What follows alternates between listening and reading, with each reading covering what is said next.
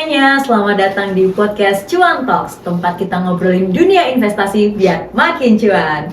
Oke, kali ini bersama aku, Farah Nurlaila, kita akan membahas sesuatu yang hot banget, yaitu investasi saham. Nah, tapi hari ini aku nggak sendirian karena akan ditemani oleh 4 narasumber yang super kece banget. Udah pada penasaran? Yuk, langsung aja kita kenalan ke narasumber kita. Halo semua, aku Jeffrey. Hai, aku Hawa. Halo semua, aku Ilham. Halo semua, aku Siva. Nah oke teman-teman, karena kita udah kenal semua, langsung aja kita mulai podcast Cuan Talks edisi investasi saham. Nah oke, kita mulai dari yang dasar terlebih dahulu. Aku mau nanya nih ke Ilham sebagai investor pemula nih Ham. Menurut kamu apa sih hal-hal yang harus dipahami dulu sebelum memulai investasi saham? Jadi menurut aku, yang pertama kali harus kita pahami adalah konsep dasar dalam saham itu sendiri. Jadi, saham itu bukti kepemilikan kita di suatu perusahaan. Nah, kalau kita beli saham Bank BCA misalnya, kita punya bagian kecil dari perusahaan itu. Nah, kalau perusahaan tersebut berkembang, nilai saham kita akan naik dan kita bisa dapat keuntungan dari capital gain dan dividen. Tapi, kalau perusahaan merugi, harga sahamnya juga bisa turun, jadi resiko itu selalu ada. Oke Ilham, menarik banget. Nah, kali ini aku mau nanya ke Hawa nih sebagai seorang analis saham. Apakah bisa dijelaskan Hawa tentang jenis-jenis saham yang ada di pasar modal? Oke, jadi ada beberapa jenis saham yang bisa kita beli di pasar modal, yaitu pertama saham biasa, common stock. Nah, pemegang saham ini punya hak suara dalam RUPS dan berhak menerima dividen kalau misalnya si perusahaan membagikannya. Lalu untuk yang kedua yaitu adalah saham preference. Saham ini seperti kombinasi antara obligasi dan saham biasa. Nah, pemegang saham preference ini mendapat dividen terlebih dahulu dibandingkan dengan pemegang saham biasa, tapi biasanya nggak punya suara dalam RUPS. Untuk yang ketiga yaitu saham treasury. Nah, ini saham yang dibeli kembali oleh perusahaan setelah diterbitkan. Biasanya perusahaan ini membeli sahamnya sendiri untuk meningkatkan harga saham di pasar. Oh oke Hawa, menarik. Nah oke, untuk pembahasan selanjutnya kita akan membahas tentang seberapa besar pengaruh kepemilikan saham terhadap perusahaan. Nah next aku mau nanya ke Jeffrey nih sebagai praktisi investasi. Kalau kita mau membeli saham nih Jeff, apa aja sih level kepemilikan saham itu sendiri?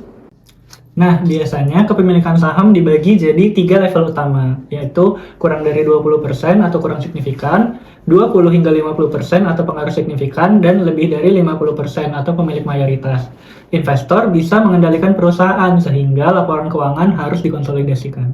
Oh oke, jadi semakin besar kepemilikan kita maka semakin besar juga ya pengaruh kita terhadap perusahaan itu. Nah lalu Jeff, apakah ada faktor lain yang mempengaruhi pengendalian perusahaan itu sendiri?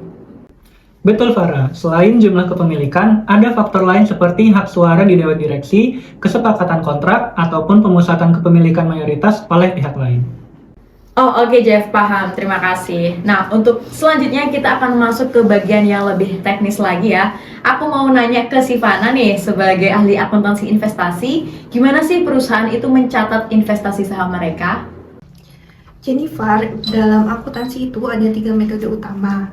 Metode yang pertama yaitu metode fair value atau nilai wajar. Nah, metode ini digunakan kalau kepemilikan kita ada di bawah 20%. Nah, pada metode ini saham dicatat sesuai dengan harga pasar saat ini.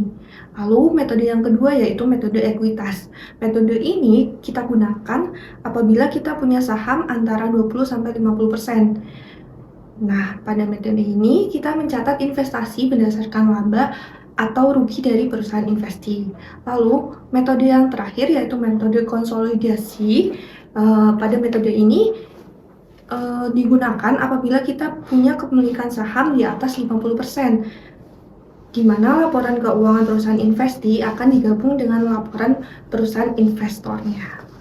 Oke, terima kasih Sivana. Untuk selanjutnya kita akan membahas tentang beberapa isu khusus dalam investasi saham, terutama dalam pencatatan akuntansi dan perubahan kepemilikan. Oke, aku mau nanya ke Jeffrey lagi nih. Nah, menurut Jeffrey, apa aja tantangan terbesar dalam investasi saham, khususnya bagi perusahaan yang memiliki saham di perusahaan lain? Nah, salah satu tantangan besar dalam investasi saham perusahaan adalah penyesuaian metode pencatatan saat kepemilikan berubah. Misalnya, jika sebuah perusahaan awalnya memiliki 30% saham di perusahaan lain atau metode ekuitas, kemudian menjual sebagian hingga kepemilikan turun menjadi 10%, maka pencatatannya berubah menjadi metode fair value. Sebaliknya, kalau perusahaan awalnya punya 10% saham atau fair value, kemudian membeli lebih banyak hingga menjadi 40%, maka pencatatannya harus diubah ke metode ekuitas. Ini disebut sebagai akuisisi bertahap dalam akuntansi investasi saham. Oh, oke. Jadi ketika kepemilikannya berubah, maka metode akuntansinya juga harus disesuaikan ya? Betul, dan ini sering bikin laporan keuangan jadi lebih rumit karena harus ada restatement laporan sebelumnya supaya tetap konsisten. Oke, terima kasih Jeffrey. Nah, sekarang kita akan membahas lebih dalam lagi soal pembelian saham dan pencatatannya dalam laporan keuangan. Nah, balik lagi ke Sivana nih. Bisa jelaskan nggak Siv, bagaimana perusahaan itu menghitung nilai wajar dan amortisasi dalam akuisisi saham? Oke, tentu Far. Jadi dalam akuisisi saham, kita harus bandingkan biaya perolehan investasi dengan nilai wajar aset neto yang diperoleh. Jika biaya perolehannya lebih dari nilai wajar aset netonya, maka akan ada goodwill yang harus dicatat. Sementara jika biaya perolehan kurang dari nilai wajar aset netonya, maka akan ada diskon pembelian atau berjen purkes yang dicatat sebagai keuntungan. Oh, oke. Nah, tadi kan kita udah bahas tentang pembelian. Sekarang kita mau bahas tentang penjualan investasi saham. Nah, menurut Sivana, apa dampaknya terhadap laporan keuangan perusahaan, Siv? Oke Far, jadi kalau perusahaan menjual sebagian atau seluruh investasinya, ada dua skenario utama. Yang pertama, jika setelah dijual kepemilikannya masih di atas 20%, perusahaan tetap menggunakan metode ekuitas, tapi dengan penyesuaian nilai investasinya. Nah, jika setelah dijual kepemilikannya turun di bawah 20%, perusahaan harus mengganti pencatatan dari metode ekuitas menjadi metode fair value. Dan kalau ada keuntungan atau kerugian dari penjualan saham tersebut, itu harus dicatat di laporan laba rugi perusahaan. Oke, terima kasih Sivana atas penjelasannya. Nah, oke, untuk teman-teman, kita akan masuk ke bagian yang paling ditunggu-tunggu, yaitu tips investasi saham untuk pemula. Nah, oke, langsung aja kita tanya ke narasumber kita sebagai investor pemula ya. Nah, Ilham, sebagai investor pemula, apa pelajaran yang paling berharga yang kamu dapatkan selama ini? Nah, aku belajar beberapa hal penting nih. Yang pertama, jangan FOMO. Banyak orang beli saham karena hanya viral, tapi akhirnya saham tersebut nyangkut. Nah, yang kedua, gunakan uang dingin. Jangan pernah sekali-kali investasi menggunakan uang kebutuhan sehari-hari. Nah, yang ketiga, pilih saham yang fundamentalnya kuat. Jangan asal beli saham, tapi cek dulu laporan keuangan dari perusahaan tersebut.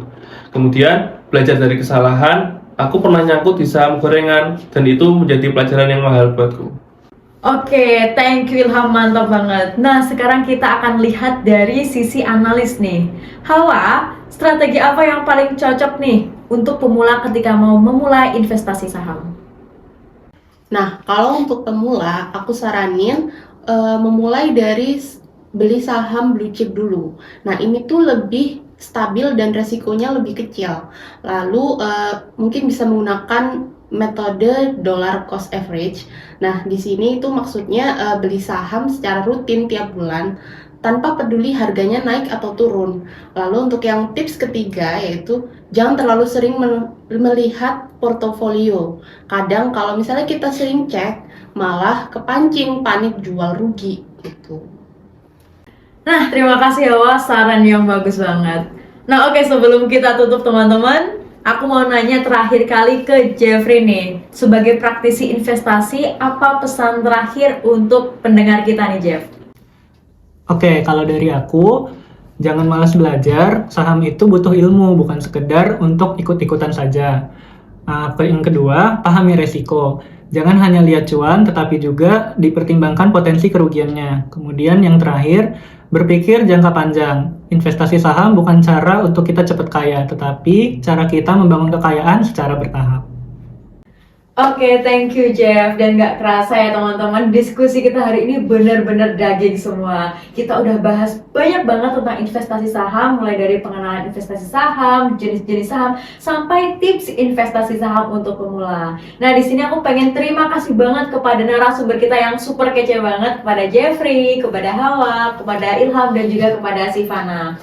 Nah, untuk kalian yang baru mau mulai investasi saham, jangan takut untuk belajar dan terus tingkatkan pemahaman kalian. Dan jangan lupa untuk follow podcast ini dan share ke teman-teman kalian. Sampai jumpa di podcast-podcast selanjutnya. Terima kasih. Bye.